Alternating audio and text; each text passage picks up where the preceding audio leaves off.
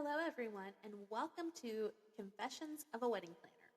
I'm your host, Miriam Ackerman, and I have been planning weddings since 2001.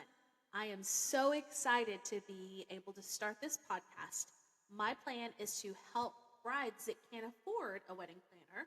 And so, my goal is to help you walk you through the steps of planning a wedding, answer questions, um, all kinds of fun information is going to be here. I have almost 25 years of knowledge and experience in this industry, and I cannot wait to share it with each and every one of you. So, I hope you're along for the ride. This first episode is going to just tell you a little bit about myself.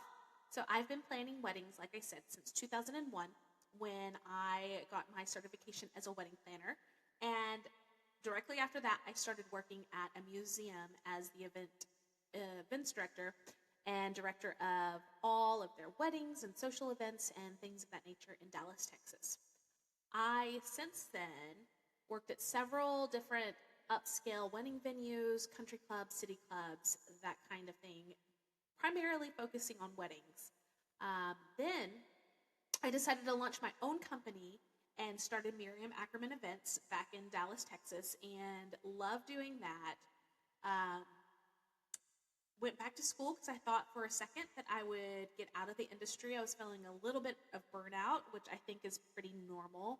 But right after that, my husband was transferred here to the Charlotte area, and we moved here in 2017. It was actually the week of Christmas. Can you believe that? If you know me, you know that I'm a huge, huge, huge Christmas person, and that was the hardest thing for me to do is move during the week of Christmas.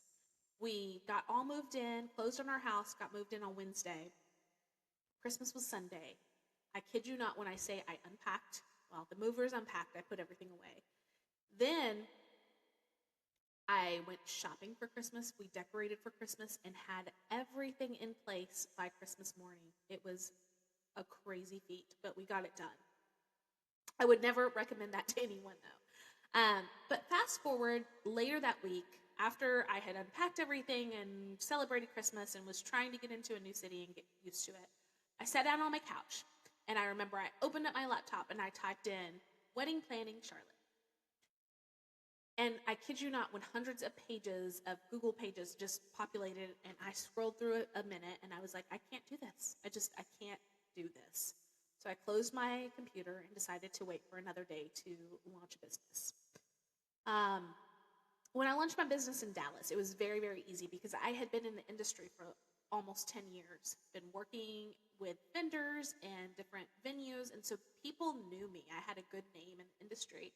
People trusted me, so when I launched, it was very easy. I had lots of bookings right away. When I moved here, it was very daunting to think about starting a brand new company. That was so overwhelming to me.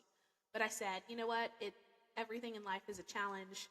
Why not do this? So I spent about 2 years before I launched the new company, Scout and Grace. And if you're wondering where the name Scout and Grace comes from, that is my two daughters' middle names are Scout and Grace. And so chose those, thought it would be very fitting to have a fun, very fun new name.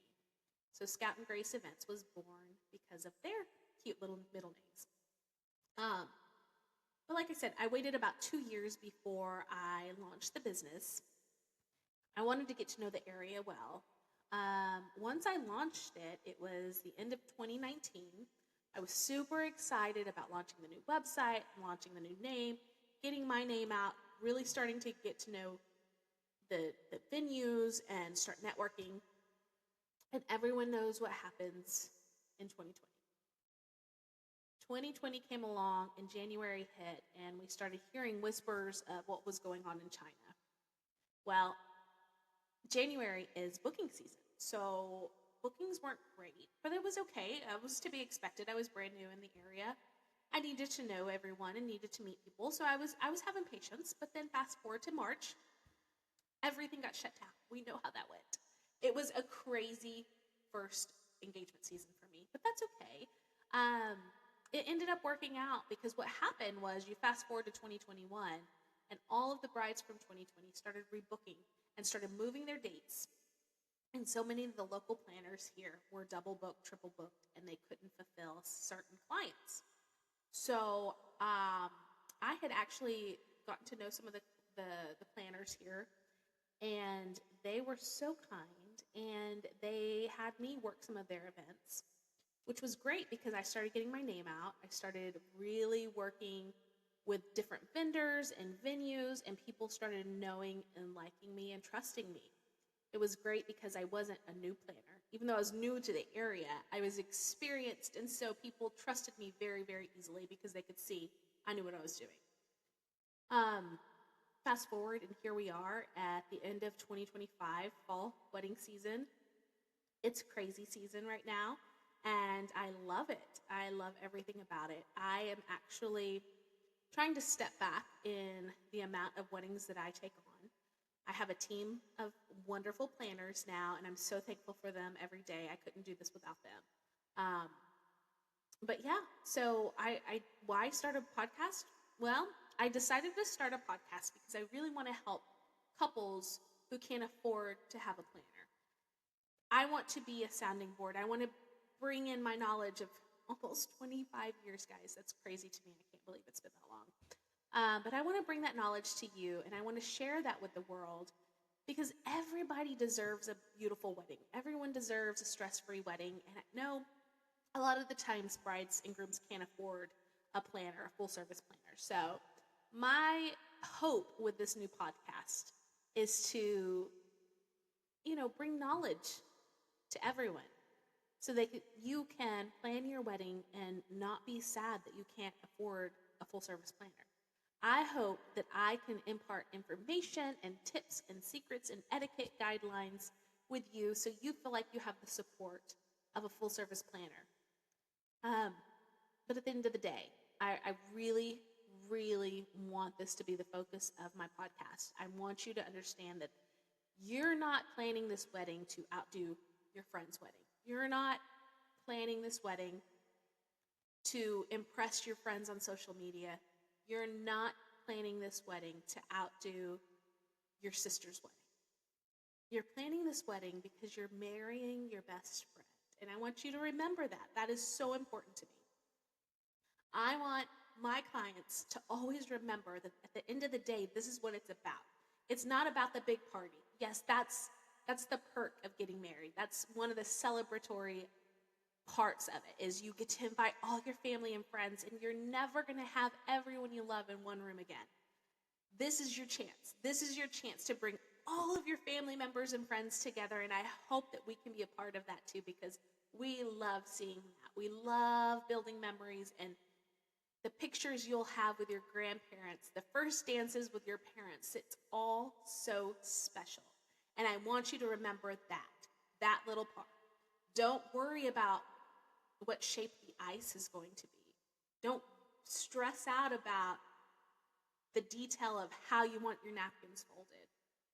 Don't get overwhelmed with the amount of photographers that are out there. Like, there's so much in planning a wedding, and it's so easy to get really overwhelmed really fast. So my primary point of this podcast is to help you along the way so you're not overwhelmed, to help you remain calm, to help you to remember that the reason you're doing this is to marry your best friend. That's the most important. The two of you are starting a new family.